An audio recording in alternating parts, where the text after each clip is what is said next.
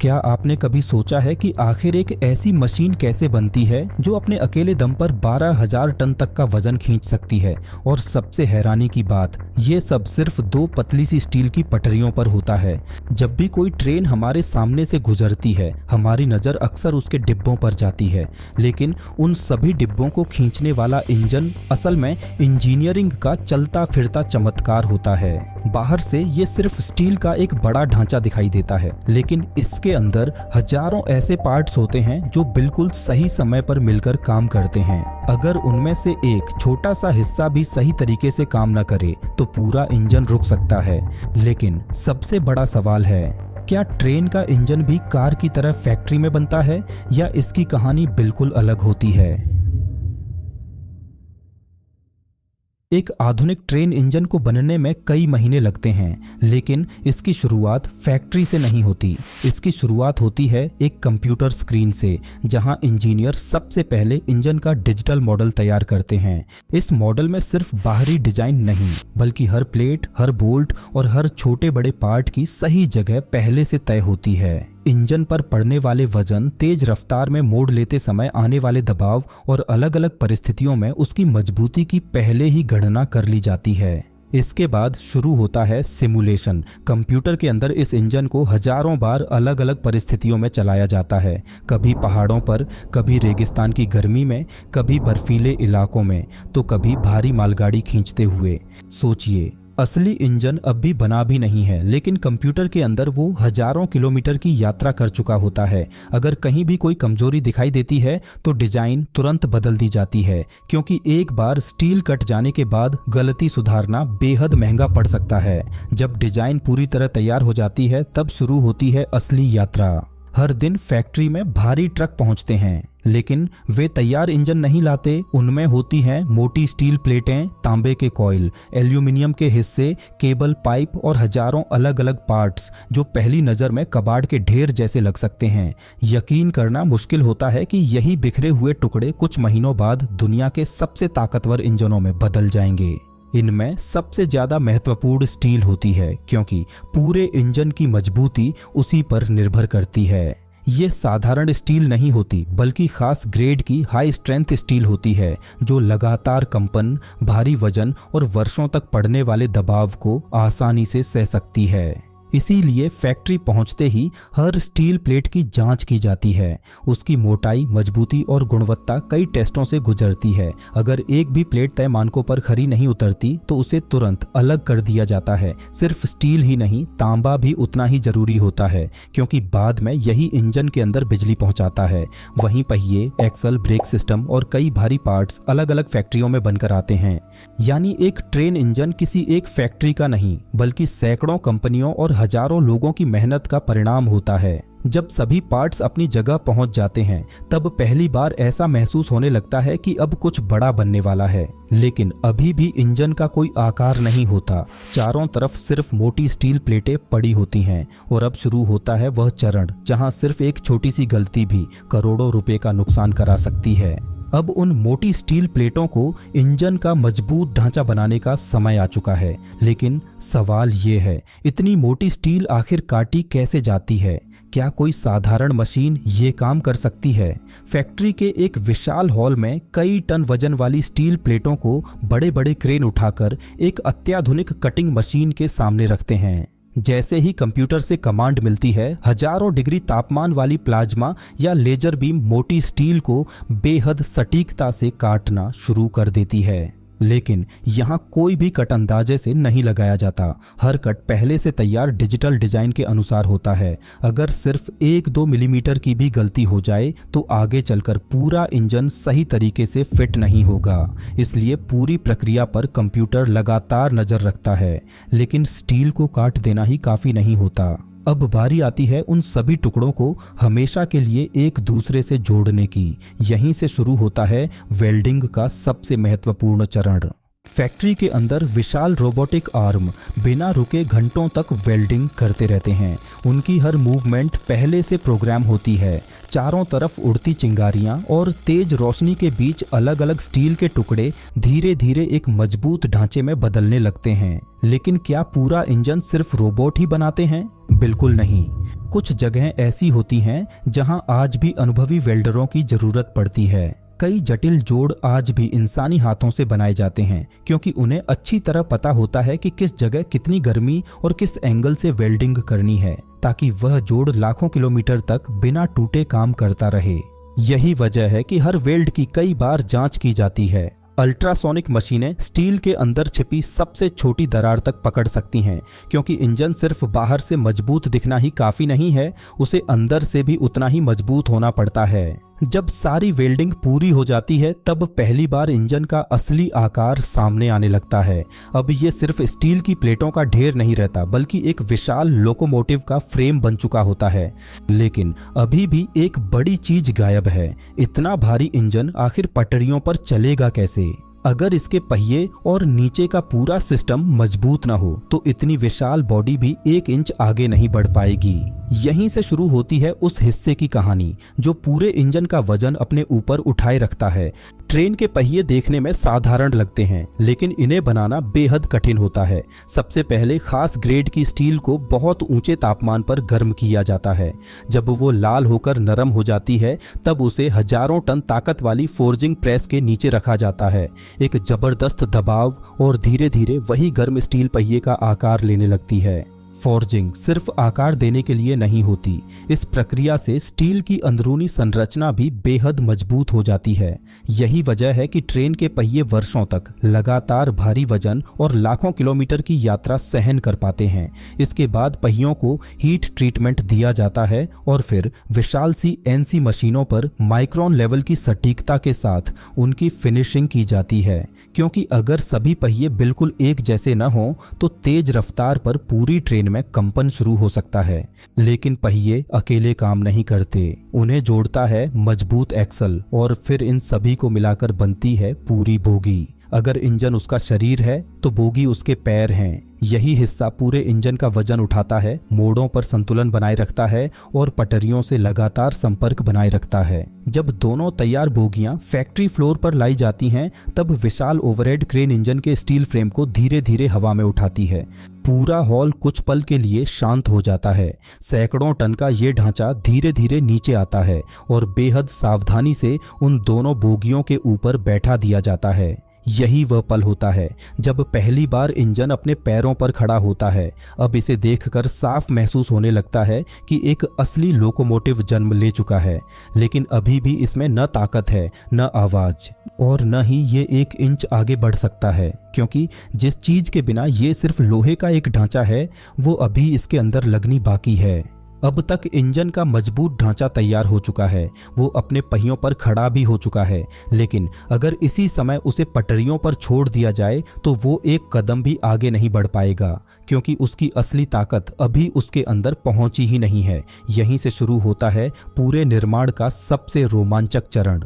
अगर ये diesel engine है तो फैक्ट्री के एक अलग सेक्शन में उसका विशाल डीजल इंजन पहले से तैयार किया जा रहा होता है। इसका आकार इतना बड़ा होता है कि एक इंसान आराम से उसके पास खड़ा हो सकता है। सबसे पहले मजबूत इंजन ब्लॉक तैयार किया जाता है, फिर उसके अंदर एक एक करके crankshaft, piston, connecting rod, valve, turbocharger और फ्यूल इंजेक्शन सिस्टम लगाए जाते हैं। लेकिन यहाँ एक ऐसी बात है जिसे लेकर ज्यादातर लोगों को गलतफहमी होती है। अक्सर लोग सोचते हैं कि डीजल इंजन सीधे पहियों को घुमाता है, लेकिन सच्चाई बिल्कुल अलग है। आधुनिक डीजल लोकोमोटिव में डीजल इंजन का मुख्य काम पहियों को घुमाना नहीं होता, उसका काम होता है एक बड़े अल्टरनेटर को घुमाना जो बिजली पैदा करता है। फिर यही बिजली नीचे लगे ट्रैक्शन मोटर्स तक पहुंचती है और आखिरकार वही मोटर्स पहियों को घुमाती हैं। यानी डीजल से पैदा हुई ताकत पहले बिजली में बदलती है और फिर दोबारा घूमने की ताकत में। यही वजह है कि आधुनिक डीजल लोकोमोटिव ज्यादा शक्तिशाली और ज्यादा भरोसेमंद होते हैं। लेकिन अगर इंजन इलेक्ट्रिक हो तो पूरी कहानी बदल जाती है। यहाँ कोई विशाल डीजल इंजन नहीं होता, इसकी असली ताकत ऊपर लगी ओवरहेड बिजली की तारों से आती है।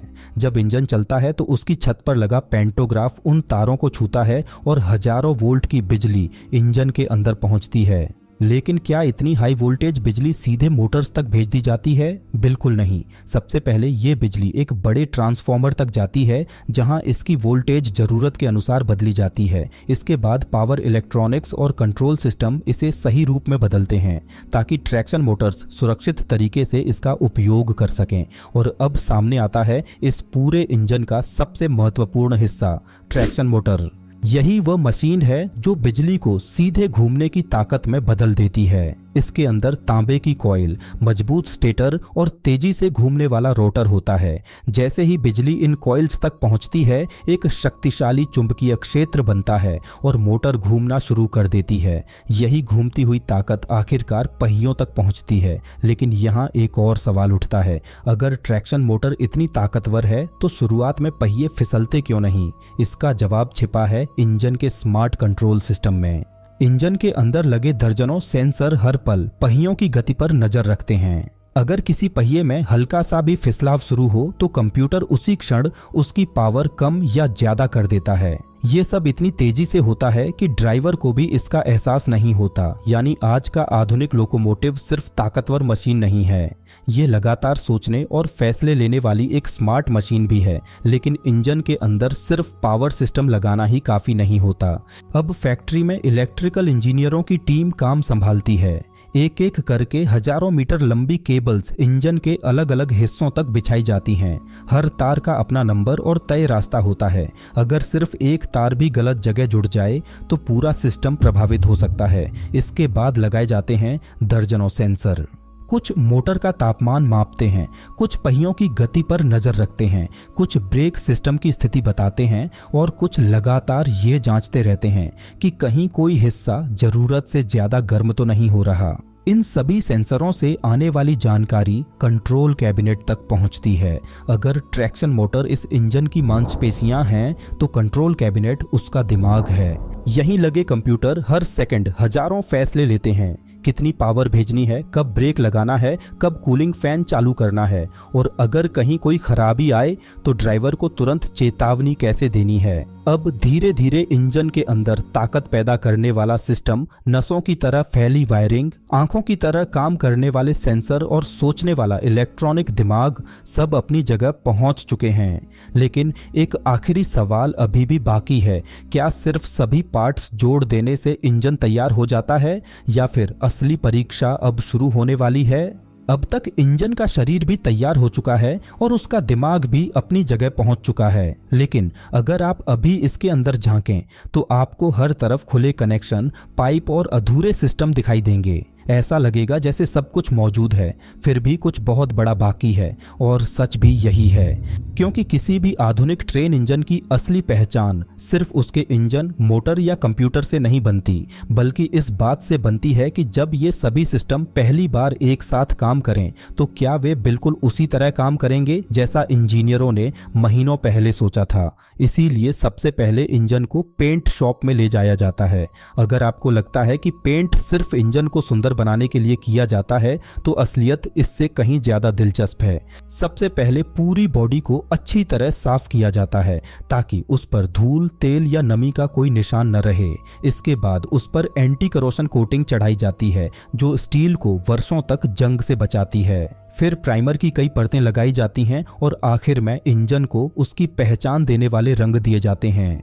धीरे धीरे वही स्टील का ढांचा अब बिल्कुल वैसा दिखाई देने लगता है जैसा हम रेलवे स्टेशन पर देखते हैं। लेकिन असली रोमांच अब शुरू होने वाला है। पेंट सूखने के बाद इंजन को एक विशाल टेस्ट बे में ले जाया जाता है। यहीं पहली बार उसके सभी सिस्टम को बिजली दी जाती है। पूरा हॉल कुछ पलों के लिए शांत हो जाता है। इंजीनियर अपनी अपनी स्क्रीन पर नजरें टिकाए खड़े रहते हैं। हर किसी को उसी पल का इंतजार होता है जब ये विशाल मशीन पहली बार जिंदा होगी। फिर मुख्य सिस्टम को पावर दी जाती है। कुछ ही सेकंड में कंट्रोल पैनल की स्क्रीनें जल उठती हैं। सेंसर एक एक करके सक्रिय होने लगते हैं। कूलिंग फैन घूमना शुरू कर देते हैं और कंट्रोल कंप्यूटर अपने सभी सिस्टम की जांच शुरू कर देता है। लेकिन अगर कहीं भी कोई छोटी सी गड़बड़ी होती है तो उसी क्षण स्क्रीन पर चेतावनी दिखाई देती है। कभी कोई सेंसर सही सिग्नल नहीं भेजता तो कभी किसी वायरिंग या कनेक्टर की मामूली सी गलती सामने आ जाती है। इसीलिए यहाँ कोई जल्दबाजी नहीं की जाती। हर समस्या को ठीक किया जाता है।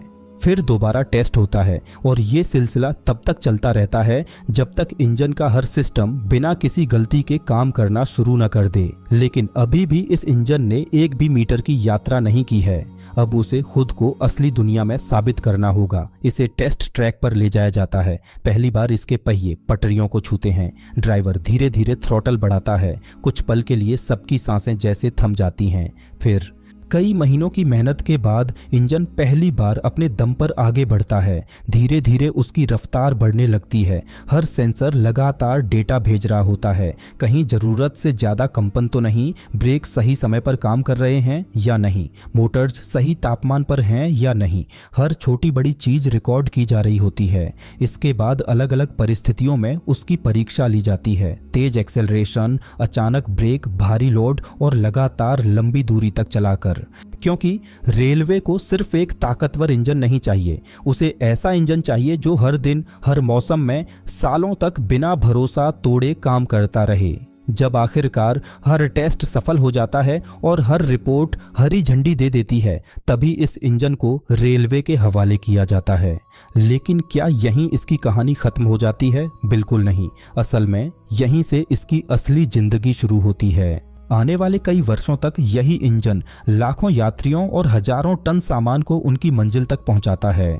तेज धूप, मूसलाधार बारिश, कड़ाके की ठंड, ऊंचे पहाड़ और धूल भरे रेगिस्तान, हर परिस्थिति में ये बिना रुके अपना काम करता रहता है और समय समय पर इसकी सर्विसिंग भी की जाती है। पहियों, ब्रेक सिस्टम, मोटर्स, बेरिंग और इलेक्ट्रॉनिक सिस्टम की जांच होती है।